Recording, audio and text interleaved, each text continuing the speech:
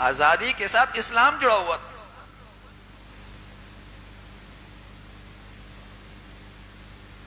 تو لوگ اس آزادی کے لیے اپنا سب کچھ قربان کر رہے تھے.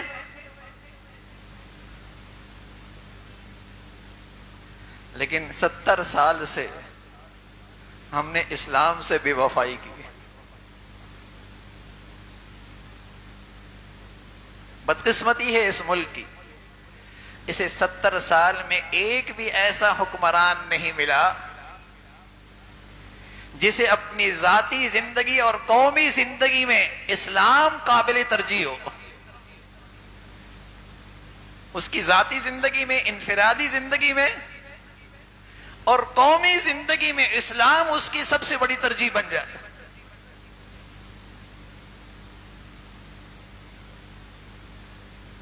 تو مایوسی تو آنی تھی نا، اس ملک کی فضا میں پھر مایوسی تو آنی تھی. آزاد ہو رہا تھا، جانے دے رہے تھے، آزادی مل جائے. اسلام جڑا ہوا تھا نا، کہ اسلام کی خاطر ایک آزاد خطہ مل رہا ہے. اگر اس وقت کے حکمرانوں کو یہ توفیق ملتی کہ یہاں اسلام نافذ ہوتا تو پورے عالم میں اسلام کا نشاط ثانیہ ہوتا. پورے عالم میں انسانیت کو ایک رحمت کا سایہ اور پیغام ملتا. توفیق نہیں ہوئی. یہاں کے دیندار طبقے نے، یہاں کے دیندار طبقے نے دین کی فضا تو برقرار رکھی، مساجد کی صورت میں، دین کے کاموں کی شکل میں، دینی اداروں کی شکل میں. لیکن یہ ملک قومی سطح پہ معاشرتی، اقتصادی، سیاسی، معاشی مسائل سے دوچار ہوتا چلا گیا تھا. اور آج یہ حال ہے کہ اس کی زندگی اور موت ایسے بے رحم دشمنوں کے ہاتھ میں ہے جس سے اس نے قرضے لے رکھے ہیں، سود لے رکھا ہے. بے رحم دشمنوں کے ہاتھوں میں آج اس کی زندگی اور موت کا نقشہ ہے.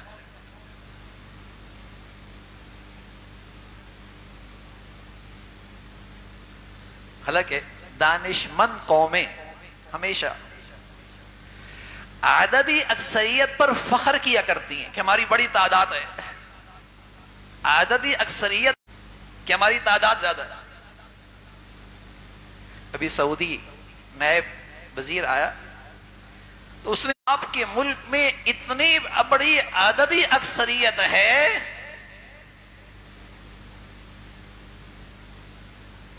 جو کسی ملک کی تعمیر کا بڑا سامان ہوتا ہے. تو دانشمند قومیں عددی اکثریت پر فخر کیا کرتی ہیں، اور پھر اگر اس قوم کو عسکری قوت، فوجی طاقت بھی مل جائے تو وہ دنیا میں مضبوط طاقت بن جاتی ہے. لیکن اس ملک کے پاس تو عددی اکثریت بھی ہے، فوجی طاقت بھی ہے، زمین اور پہاڑ اور سمندر بھی خزانوں سے بھرے پڑے ہیں، سورج اور چاند کی روشنی بھی میسر ہے، ہر قسم کے موسموں کی نعمتیں بھی اللہ نے دے رکھی ہیں. لیکن یہ سب چیزیں کیوں ناکارہ ہو رہی ہیں؟ اسلام سے بے وفائی جاری ہے. اسلام سے بے وفائی جاری ہے. عددی اکثریت قومیں دنیا میں معاشی لحاظ سے ملکوں کو بلیک میل کرتی ہیں کہ ہمارے پاس اتنی بڑی منڈی ہے اور ہم نادان اس کو بوجھ سمجھ رہے ہیں کہ ہماری تعداد زیادہ ہو رہی ہے. خود رسول اللہ صلی اللہ علیہ وسلم فرمایا کرتے تھے، آپ نے ترغیب دی عددی اکثریت کی، نسل کشی کی مذمت فرمائی. قرآن نے بھی اس کی تلقین فرمائی کہ نسل کشی یہ اللہ کے رزاقیت کے عقیدے کے خلاف ہے. کوئی فرد، کوئی جماعت، کوئی حکومت تمہیں رزق نہیں دے سکتی، وہ صرف رزق کی تدابیر کر سکتی ہے، رزاق اللہ ہے۔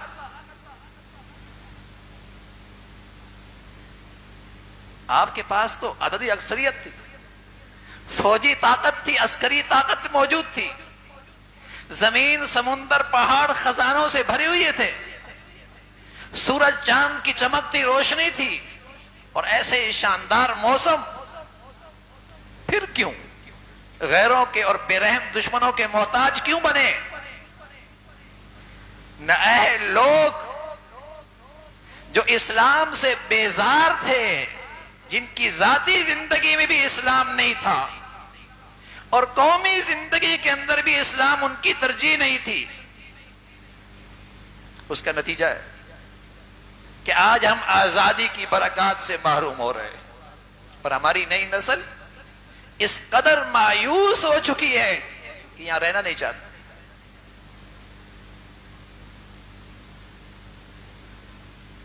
جس کے پاس جتنا کچھ ہے وہ یہاں سے جانا چاہتا ہے، جس کو تھوڑا سا موقع ملے وہ یہاں نہیں رہنا چاہتا۔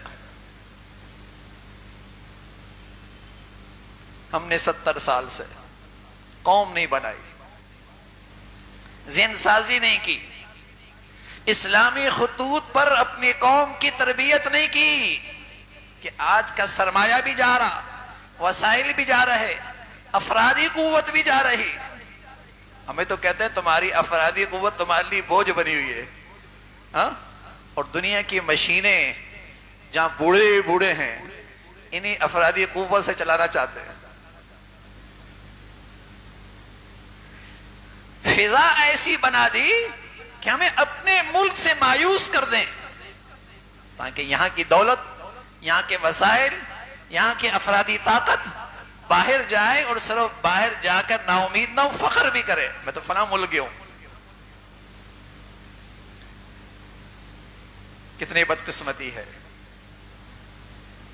صلاحیتیں بیٹا مسلمان کا، اولاد مسلمان کی، سرمایہ مسلمانوں کا، دولت اسلامی خطے کی، اور یہ ساری چیزیں کام کس کے آ رہے ہیں؟ اسلام کے دشمنوں کے کام آ رہے ہیں۔ بھائی افسوس، متاع کارواں جاتا رہا، وائے افسوس متاع کارواں جاتا رہا، کارواں کے دل سے احساس زیاں بھی جاتا رہا۔ متاع کارواں جاتا رہا، کارواں کے دل سے احساس زیاں جاتا رہا۔ کیا لٹ گئے؟ کیا کچھ ضائع ہو گیا؟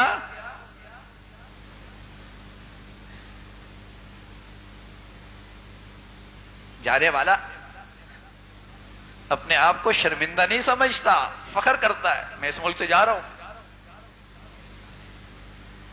فخری انداز میں کہتا ہے میری وہاں جاب لگی ہے، میں ان کی مشینوں کا پرزہ بن رہا ہوں، میری صلاحیتیں ان کی ملک کی تعمیر اور تاریخ ترقی میں حصہ ڈالیں گی۔ شرمندہ نہیں ہوتا، فخر کرتا ہے۔ ہم نے پڑھایا ہی ان کو ایسا ہے، ہم نے سکھایا ہی ان کو اس کا ہے۔ جب تم آقا کا نظام تعلیم دو گے اور ان کی ماحول بھی دو گے تو وہ آقا کے بندے بنیں گے نا، اپنے ملک کے تو نہیں رہیں گے۔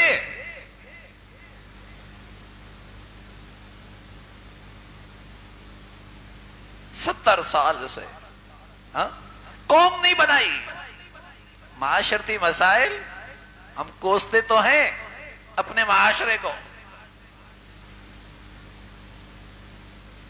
طنز اور تنقید تو کرتے ہیں، لیکن کبھی یہ سوچا بھی نہیں کہ اس میں میری بھی تو کوئی ذمہ داری تھی۔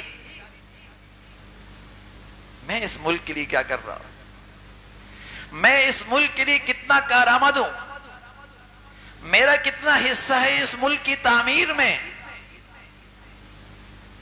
میں اپنی صلاحیتوں سے اس ملک کی کیا خدمت کر سکتا ہوں۔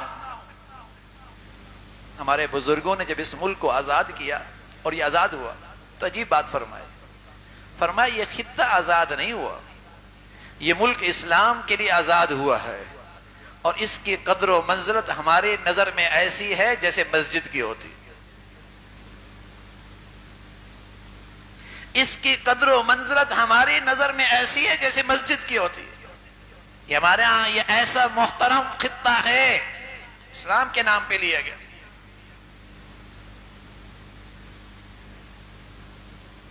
اس کی ایسی اہمیت اور ایسا احترام ہے ہمارے دلوں میں.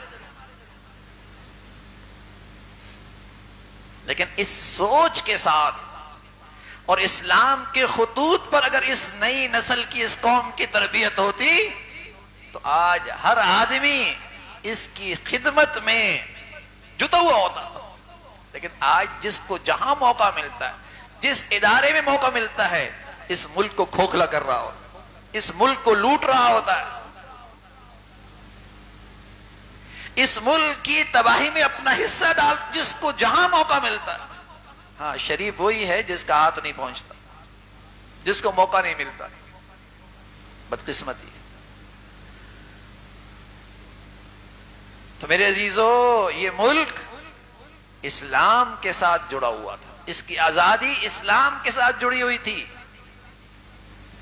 اور یہ بھی اچھی طرح ذہنوں میں بٹھائیں کہ اس ملک کی بقا اور اس ملک کا استحکام اور اس ملک کی حفاظت وہ بھی اسلام سے وابستہ.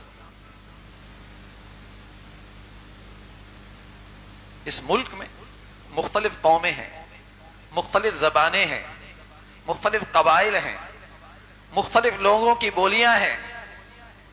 لیکن اگر ان سب کو ایک قوم اور اس ملک کی سچی وفادار کوئی چیز بنا سکتی ہے، وہ اسلام بنا سکتی ہے. اس لیے دشمن جیسے آج تک اس کی آزادی ہضم نہیں ہو رہی، جیسے آج تک اس کی آزادی ہضم نہیں ہو رہی، وہ اسے ٹکڑے میں تقسیم کرنا چاہتا ہے.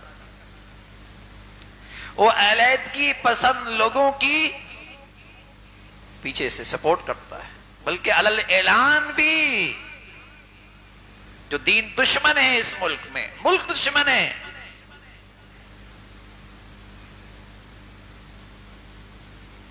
پیچھے وہی لوگ ہیں، وہی قومیں ہیں جنہیں آج تک اس ملک کی آزادی ہضم نہیں ہو رہی.